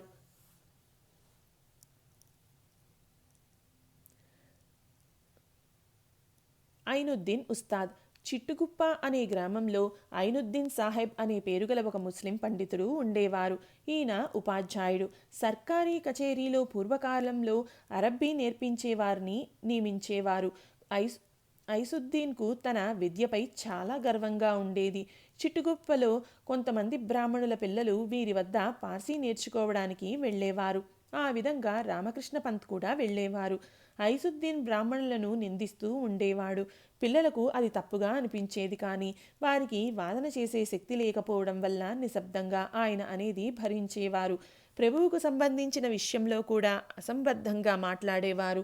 మనుషులు ఇతర మనుషుల పూజ చేయడం, నమస్కరించడం తప్పు, ఇలా చేసేవారందరూ మూర్ఖులు అని ఎప్పుడూ అంటూ ఉండేవారు. ఒకసారి రామకృష్ణ పంత్ తన తండ్రి మామతో ప్రభు దర్శనానికి వెళ్తూ ఉండగా ఐనుద్దీన్ ప్రభు ఎలాంటివారో చూద్దామని మాణిక్ నగర్కు వాళ్లతో పాటు వచ్చాడు. ప్రభు దగ్గరికి వెళ్ళగానే ముఖంలో తేడా కనిపించింది. తన సమక్షంలో వేల మంది పూజ చేయడం, సాష్టాంగ నమస్కారం చేయడం కనిపించింది. ఈ విషయంలో మాత్రం మనుషులకు పూజ చేయడం పరమేశ్వరునికి విరుద్ధంగా పెద్ద తప్పు చేయడం అవుతుందని దాని ఆధారమైన ఖురాన్లోని వాక్యాన్ని చెప్పాడు.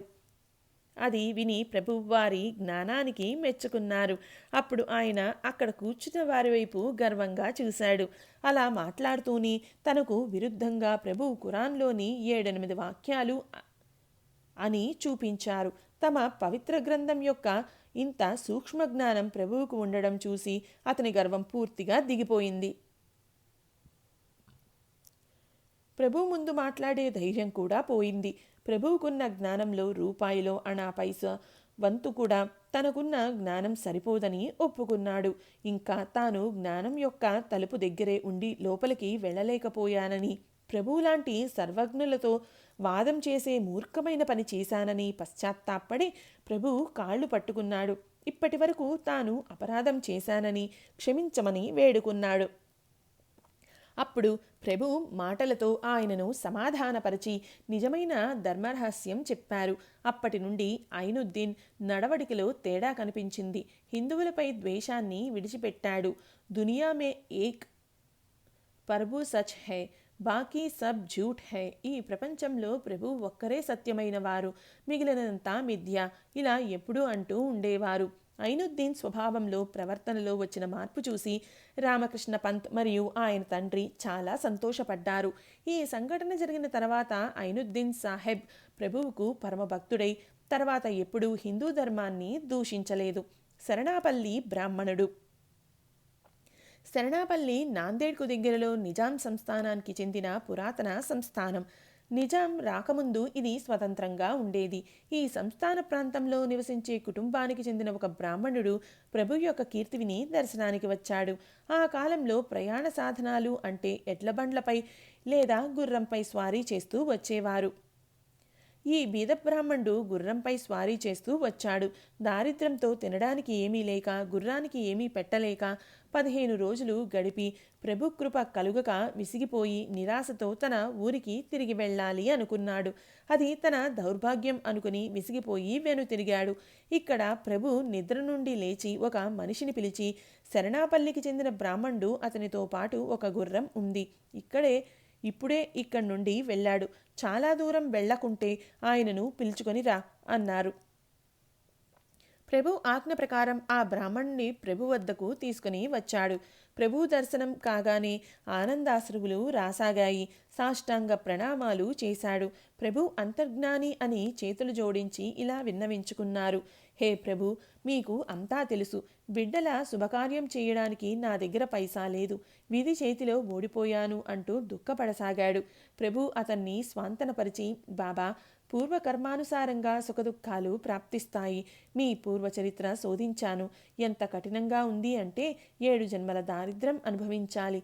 దానికి నేను మాత్రం ఏం చేయగలను? అప్పుడు బ్రాహ్మణుడు ఇలా అన్నాడు. పూర్వ పాపంతో దారిద్ర్యం అనుభవించాను, అలాగే పూర్వ సుకృతంతో మీ దర్శన భాగ్యం కలిగింది. అందుకని పాప ప్రక్షాళన జరిగింది. ఈ జన్మకు ఈ సంసార బాధ్యతలు చాలు. మళ్ళీ ఇంటికి వెళ్తే ఆత్మహత్య చేసుకోవాలనిపిస్తుంది. అందుకని తీర్థయాత్ర చేసి ప్రారబ్ధ పాపం తీర్చుకోవడమే మార్గం అనిపిస్తోంది. ప్రభువుకు ఆయనపై దయ కలిగింది. తన కాళ్లపై ఉన్న తులసీ దళాలను హుండీ అని ఇస్తూ, ఇది బాలాజీకి ఇవ్వు, వారు నీకు 2000 రూపాయలు ఇస్తారు అని చెప్పారు. ప్రభు ఆజ్ఞ ప్రకారం ఆయన తిరుపతి బాలాజీ వద్దకు వెళ్లారు. మరుసటి రోజు బాలాజీ రథం ఊరేగింపుగా బయలుదేరింది.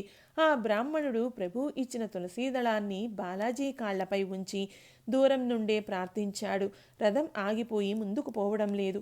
సేవకులు అన్ని ప్రయత్నాలు చేసి అలసిపోయారు. చివరికి మహంతులు భక్తులందరినీ ఉద్దేశించి ఇలా అన్నారు: ఎవరైనా బాలాజీకి తమ సంకెళ్ళు వేశారా? అలా ఎవరైనా వేస్తే ముందుకు వచ్చి తెలియచేయండి. ఇది విని ఆయన ప్రభు ఇచ్చిన తులసీదళ రూపంలో ఉన్న హుండీ కథ నివేదించాడు.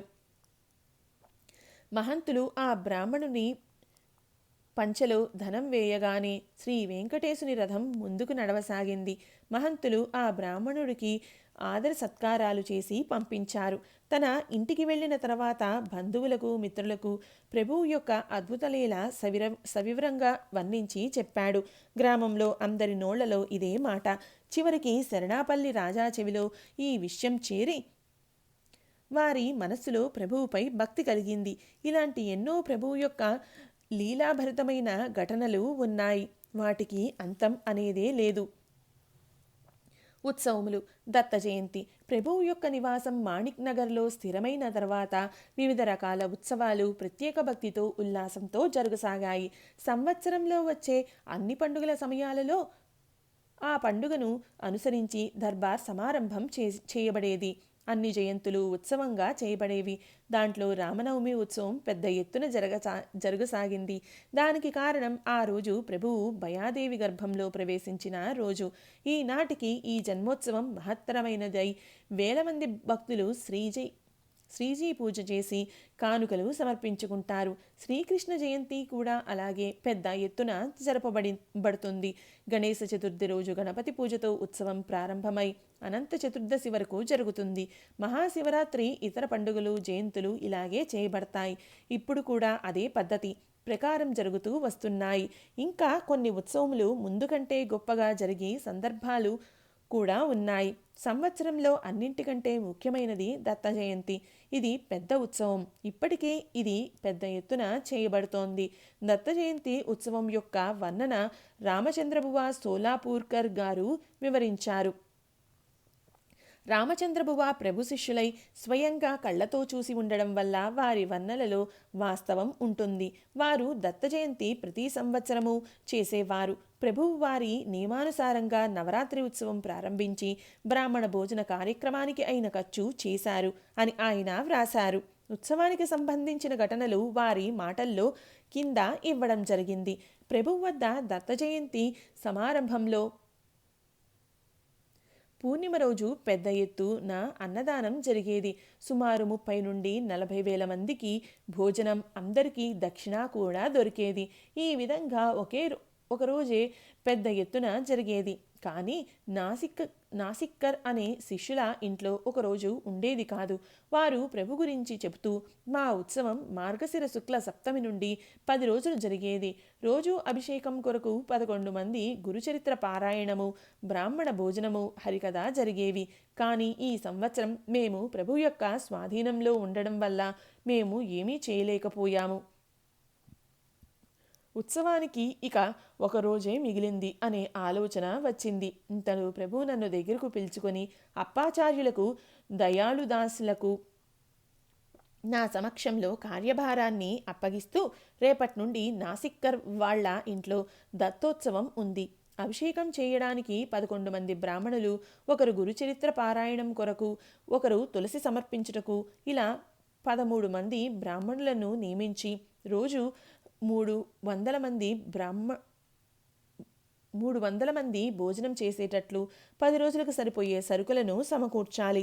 అవసరమైనంత వంట పాత్రలు, ఇంకా ఇతర వస్తు సామాగ్రి, దేవుడిని నిలపడానికి అవసరమైన సుశోభితమైన స్థలం తయారు చేసి ఇవ్వాలని చెప్పి 300 రూపాయలు ఇచ్చి దక్షిణ మొదలైన వాటికి ఖర్చు చేయాలని ఆజ్ఞాపించారు.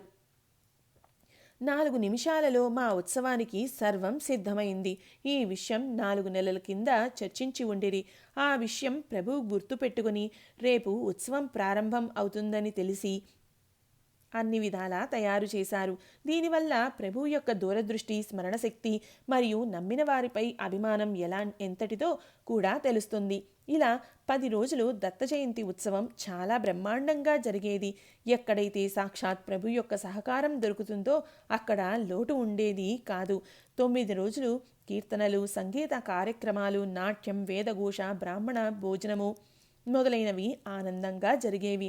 జన్మదినం రోజు చాలా ఆహ్లాదంగా అనిపించింది. వేల మంది నిండి ఉన్నారు. ప్రభు మహారాజ్ స్వయంగా వచ్చి గాదిపై ఆసీనులయ్యారు. ఆ వైభవం ఏమని వర్ణించగలం?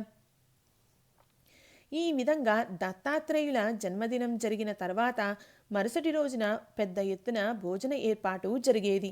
కానీ ఆ రోజు మా వద్ద ఏ విధమైన సామాగ్రి లేదు, మరియు స్వయం పాకం కూడా లేదు.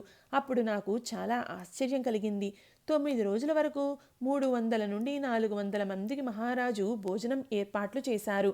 చివరికి భోజన సంతర్పణ రోజు ఏమీ లేకుండా ఎలా ఉంది అన్న ఆలోచనతో ఉన్నాను. ఇంతలో ప్రభువు వైపు పెద్ద పంక్తి కూర్చునే ఏర్పాటు జరిగింది.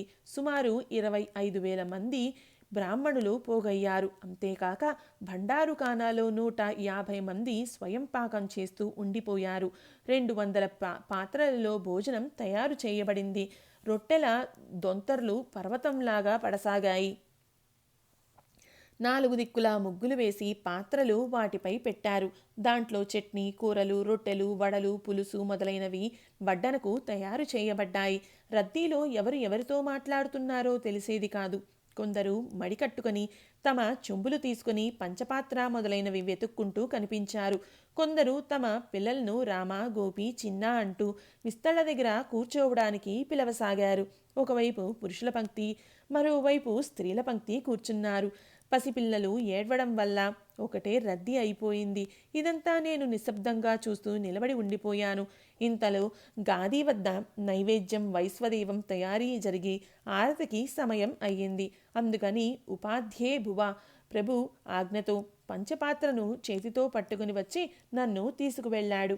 అప్పుడు ప్రభు నా సమక్షంలో ఉపాధ్యే భువాకు ఈరోజు నైవేద్యం వైశ్వదేవం ఈ నాసిక్కర్ వాళ్ల చేత్తో చేయించండి అని ఆజ్ఞాపించారు. అప్పుడు మా అందరికీ ఆశ్చర్యం అనిపించి నా కళ్ళు ఆనందాశ్రువులతో నిండిపోయాయి. నైవేద్యం వైశోదేవం అయి వడ్డించడం అయిన తర్వాత గాది మరియు ప్రభు యొక్క ఆరతి నా చేత్తోనే జరుపబడి భాజా, తాళాలు, మృదంగము, శంఖము, నగారా ఇలాంటి వాద్యాలతో చివరికి 20,000 మంది భోజనాలకు ఉదకం ప్రభు నా చేత్తో విడిపించారు. అప్పుడు బ్రాహ్మణులు భోజనానికి కూర్చున్నారు. ఇలా భోజనాలు జరగడం చూసి నేను ధన్యుడనై మహాభారతంలో ధర్మరాజు చేసిన రాజసూయ యాగం గుర్తుకు వచ్చింది. నిజంగా ఇలాంటి సంతర్పణ ఊరికే చూడడం కూడా మహాభాగ్యంగా అనుకోవాలి. ఆహా, ప్రభు యొక్క లీల అగాధమైనది. భోజనానికి కూర్చున్న వారికి మరియు కడుపులో పెరుగుతున్న బిడ్డకు కూడా దక్షిణ ఇవ్వబడింది. మాణిక్ నగర్లో అన్నిటికంటే పెద్ద ఉత్సవం ఇదే. ముస్లింలు కూడా ఇందులో భాగం వహిస్తారు. అన్ని మతాల వారు ఉత్సవం తమ ఉత్సవంగా భావిస్తారు. విఠలరావు తాలూకాదారు, ఆయన కింద పనిచేసేవారంతా ఈ ఉత్సవ సమయంలో వచ్చి శారీరక కష్టం చేసేవారు. పంక్తి ఏర్పాట్లు వీరి బాధ్యతగా ఉండేది. 1000 మందికి అన్నం వండడానికి కావలసిన పెద్ద పెద్ద వస్తువులు భండారు ఖానాలో అన్ని ఉత్సవానికి ముందే తయారు చేసి పెట్టేవారు. ఉత్సవానికి వచ్చేవారికి ఎలాంటి అసౌకర్యం కలగకుండా చూసుకునేవారు. చిన్నపిల్లల కోసం ఆ ప్రదేశమంతా తిరిగి వెదికి పాలను అందించేవారు. ఈ ఉత్సవం ఎప్పటికీ ఇలాగే జరుగుతుంది. తర్వాత ఈ ఉత్సవం 5 రోజులుగా జరిగేది. కానీ 15 రోజుల వరకు ఆ ప్రభావం ఉంటుంది అనడానికి ఏ విధమైన సంశయం లేదు. మార్గశిర శుక్ల ఏకాదశి నుండి పౌర్ణమి వరకు ఇప్పటికీ ఈ ఉత్సవం నియమానుసారంగా జరుగుతుంది. పూర్వం దత్త జయంతి ఉత్సవం ఎలా ఉండేదో ఇప్పుడు జరిగే దత్త జయంతి ఉత్సవం చూస్తే తెలుస్తుంది. రకరకాలైన ప్రజలు ఈ ఉత్సవ సమయంలో ఒకచోట చేరేవారు. దేశం మొత్తం నుండి అనేక రకాలైన జనులను ప్రతి సంవత్సరం ఈ ప్రదేశంలో చూడవచ్చు. విద్వాంసులైన జనులకు వారి విద్వత్తుకు తగిన మూల్యం ఇక్కడ దొరికేది. పూర్వకాలంలో కూడా 4 దిక్కుల నుండి జనం ఇక్కడ చేరేవారు. అనేక విధాలైన భాషలు మాట్లాడేవారు. అనేక రకాలైన విద్యలు నేర్చిన గుణసంపన్నులైన జనులు ఈ ప్రదేశంలో చేరి ఒకే భావంతో సేవ చేస్తూ ఉండేవారు. అది చూసి దగ్గరలోని చాలామంది పెద్ద అధికారులు ఈ ఉత్సవానికి హాజరై యథాశక్తిగా సహాయం చేసేవారు. ఈ మంగళప్రదమైన ఉత్సవ వర్ణన చదివి ఊరుకునే కంటే ఒకసారి చూసి తరించాలని మేము మా ప్రియమైన పాఠకులను కోరుతున్నాము. జంగమ మేళ శ్రీ దత్త జయంతి ఉత్సవం వంటి మహత్తరమైన ఉత్సవం లేదని ముందే తెలియజేయడం జరిగింది. ఇతర సందర్భాలలో వచ్చే పండుగలు, ఉత్సవాలు ఆయా సమయాలలో జరుగుతాయి. అలాంటి ఉత్సవాలలో జంగమ మేళ ఒకటి. సంక్రాంతి తర్వాత ఈ మేళ మాణిక్ నగర్లో వస్తోంది. హుమానాబాద్లో సంక్రాంతి అయిన తరువాత సుమారు కొన్ని రోజులకు వీరభద్రుని రథోత్సవం జరుగుతుంది. అలా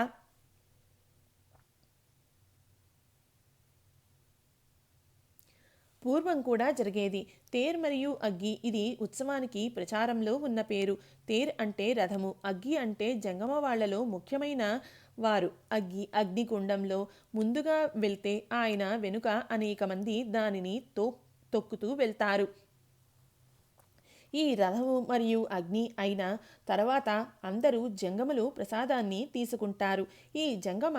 ఈ జంగము వాళ్ళ విచిత్రమైన నాట్యం, అనేక ప్రకారాలైన వాద్యాలతో పాటలు ఈ మేళాలో కనుల విందుగా ఉంటాయి. ఇప్పటికీ కూడా ఇక్కడ ఈ విధమైనవి చూడవచ్చు. ఇలాంటి సందర్భాలలో అనేక మంది జంగములు పోగవుతారు. మాణిక్ నగర్ చుట్టుపక్కల పూర్వం బసవేశ్వరుని అనుయాయులు ఉండి చాలా చోట్ల వాళ్ళ మఠాలను కూడా స్థాపించారు. ఇప్పటికీ మఠాల శిథిలాలు కనిపిస్తాయి. కొన్ని చోట్ల మఠాధిపతులు తమ స్థానములను పరిచి రక్షించినట్లుగా కనిపిస్తోంది. ఇప్పటికంటే ప్రభుకాలంలో జంగములు భావకులై ప్రభువుపై భక్తితో ఉండేవారు. అది చూసి ప్రభువుకి సంతోషమై జంగములకు ఎక్కువగా రొక్కం ఇచ్చేవారు. వాళ్లలాగే గోసాయి బైరాగులు మేళా కూడా ఉంటుంది. కానీ వారు వచ్చే సమయం నిశ్చయమై ఉండేది కాదు. ఏ ధర్మం లేదా మతం వాళ్ళ మేళ ప్రభు వద్దకు వస్తే వారికి మంచి సంభావన దొరికేది. మొహరం మరియు గ్యారవి. హిందూ ధర్మంలో సమాజానికి అనుగుణంగా మేళాలు ఏ విధంగా వస్తాయో ఆ విధంగా ముసల్మానుల మేళా కూడా ప్రభు సన్నిధికి వచ్చేది. వాళ్ళ ముఖ్యమైన పండుగ లేదా ఉత్సవం మొహరం. ఈ సమయంలో వారు మాణిక్ నగర్కి వచ్చేవారు. కానీ దీనికంటే గ్యారవీ సమయంలో వచ్చే జనం ఎక్కువగా ఉండేవారు. గ్యారవీ అంటే ముస్లింల రజబ్ నెలలోని 11వ రోజు. వారి విశిష్టమైన సంప్రదాయంలో ముఖ్యమైన రోజు. మన ధర్మంలో అవధూతను వర్ణన చేసినట్లుగా అదే స్థితిలో ఉన్న మహబూబ్ సుబానీ అనే పేరు గల ఒక ప్రసిద్ధ సత్పురుషుని పుణ్యతిథిగా గ్యారవీని జరుపుకునేవారు. ప్రభువుని ముస్లింలు ఆ మహాపురుషుని అవతారంగా భావించేవారు. బీదర్లోని ముస్లింలు ప్రభువుని పీరానే పీర్ దస్తగీర్ అనేవారనే వృత్తాంతము ఇంతకుముందే వ్రాయబడింది. జ్ఞానప్రదాన సంప్రదాయ అగ్రగణ్యునిగా మహబూబ్ సుబానీగా భావించి వారు దత్తాత్రేయుని వలె స్మర్తృగామి అని ముస్లిం మతస్థుల భావన. హిందువులు ప్రభువును దత్తావతారంగా భావిస్తారు. అందువల్ల గ్యారవీ సందర్భంగా వేల మంది ముస్లింలు ప్రభు దర్శనానికి వచ్చి ఇక్కడ ఒక దగ్గర చేరుతారు. ఫకీరులకు, యాచక వృత్తిలో ఉన్నవారికి సంతోషపడేంత ద్రవ్యం ప్రభువు ఇచ్చేవారు. దానిని ఖైరాత్ అనేవారు. ఈ ఖైరాత్ గ్యారవీ కంటే 1-2 రోజుల ముందు జరిగేది. ఈ సమయంలో ప్రభు దర్బార్లో గాదిపై కూర్చుని లోపలికి వచ్చే ఫకీరులకు గాది కింద చేతిని పెట్టి పిడికిలిలో ఎంత ద్రవ్యం వస్తే అంతా వారికి ఇచ్చేవారు. వేల మంది ఫకీరులు వచ్చిన ప్రభు గాది కింద నుండి ద్రవ్యం చేతితో తీస్తూ ఆపకుండా ఇస్తూనే ఉండేవారు. ఫకీరులు ఆశించినంత వారికి సరిపోయేటట్లు ఇవ్వడం వల్ల ఎవరు అసంతృప్తి పడేవారు కాదు. ఇలా గ్యారవీ యొక్క ఖైరాత్ ఒక్కోసారి రాత్రి 12 గంటల వరకు అఖండంగా జరిగేది. ఒక్కోసారి ఇంతకంటే ఎక్కువ సమయం కూడా నడిచిందని ఇతర చరిత్రకారులు వ్రాశారు. మహబూబ్ సుబానీ యొక్క గ్యారవీ చేయడానికి ప్రభువుకి ప్రేరణ కలిగించిన వారు మహ్మద్ను పూజనీయులుగా భావించే ఖాదరీ సత్పురుషులు అని హైదరాబాద్ నిజాం రాజ్య ప్రధానమంత్రి రాజా కిషన్ ప్రసాద్ బహదూర్ ఒక గ్రంథంలో రాశారు. ఇతను ఒక శ్రేష్ఠ పురుషుడు. వారి కృపతో స్థితప్రజ్ఞుడిని చేసి దృశ్య ప్రాపంచిక తేడా లేకుండా ఆత్మచింతనతో వారి మనసును పాదదర్శకం చేశాడు. ఈ శ్రేష్ఠ పురుషుడు ఖాదరియు పంతపీఠాన్ని నడిపించేవారు. ఆయన తన హితైషి మరియు సన్మార్గదర్శి అయిన శిష్యుడికి ఇలా ఉపదేశం చేశారు. ఉత్తమమైన సరుకు ఏ దుకాణం నుండి తీసుకున్నా పర్వాలేదు, హజరత్ మహబూబ్ సుభానీ యొక్క సేవ చేయడం తమ భాగ్యంగా భావించాలి, గ్యారవీ చేస్తూ ఉండాలి. సర్ మహారాజ్ బహదూర్ వారికి ఈ అద్భుతమైన సంఘటన ఎలా తెలిసిందో అని మాకు ఆశ్చర్యం వేసింది. ఆయన అనుసరించే ఈ విధానం సర్వధర్మ గ్రంథం అభ్యసించినట్లుగా కనిపించరు. ముసల్మాను ధర్మ పరిశీలన ఆయన ఎలా చేశారో అలాగే మన ఆర్య సంస్కృతి లేదా ఆర్య ధర్మ గ్రంథం పరిశీలన చేసి ఉండవచ్చు. పార్సీ మరియు అరబ్బీ భాషలతో పరిచయం ఎలా ఉందో అలా సంస్కృత పరిజ్ఞానం ఉంటే మన గ్రంథం భండారం యొక్క మహత్యం ఆయనకు తెలిసేది. ఉత్తమ్ మాల్ కొంత్యాహి దుకాణాతున్ ఘ్యావా, మంచి సామాను ఏ దుకాణంలో ఉన్నా తీసుకోవాలి. ఈ నియమంతో జ్ఞానం దొరికే సాధనంగా ప్రాచీన కాలం నుండి మన పవిత్ర గ్రంథంలో విశ్వవ్యాప్త జ్ఞానభండారం నిక్షిప్తమై ఉందో దానిని ఒక్క క్షణం ఆలోచించి చూస్తే ప్రభు సంప్రదాయం చాలా పురాతనమైనదిగా అనిపిస్తుంది. ప్రభు చరిత్ర బాల్య వయస్సు నుండి సమాధి అయ్యే వరకు సూక్ష్మంగా పరిశీలిస్తే మూర్తివంతమైన జ్ఞానానికి పరమ పవిత్రమైన శ్రేష్ఠత్వం కలుగుతుంది అనడంలో ఏ విధమైన సందేహమూ లేదు. హిందూ, ముస్లిం, సిక్, జైన్, లింగాయత్, బౌద్ధ, క్రీస్తు ఇలా అనేక ధర్మగ్రంథాలలోని సర్వోత్తమమైన విషయాలను గ్రహించి తన అనుయాయులకు ఉన్నతమైన స్థానాన్ని కల్పించాలి అనే ఉద్దేశంతో సకల మత స్థాపిత సంప్రదాయమును స్థాపించారు. ఉత్తమ్ మాల్ కొంతాహి దుకాణాంతున్ గ్యావి, ఈ తత్వం భాగవతంలో కూడా చెప్పబడింది. ఇది అవధూత పలికిన వాక్యం అనవచ్చు. భాగవత గ్రంథం రాసినప్పుడు ముస్లిం ధర్మమే లేదు. ఉత్తమ సరుకు ఏ దుకాణం నుండైనా తీసుకోవచ్చు. దీనికంటే వ్యాపక తత్వం అణుభృశ్చ మహద్భృశ్చ సర్వేభ్యః కుశలో నరః సర్వతః సారమాదధ్యాత్ పుష్పేభ్య ఇవ షట్పదః. ఈ శ్లోకం ప్రత్యక్షంగా అవధూతుని ముఖం నుండి వెలువడింది అని భాగవతం చెప్తుంది. ముసల్మాను ధర్మాన్ని అభిమానించే వ్యక్తి నుండి మహారాజా బహదూర్కు ఈ విషయం తెలిసి ఉండవచ్చు. ఆయన వ్రాసిన పుస్తకం ప్రసిద్ధమై చాలా రోజులు అయింది.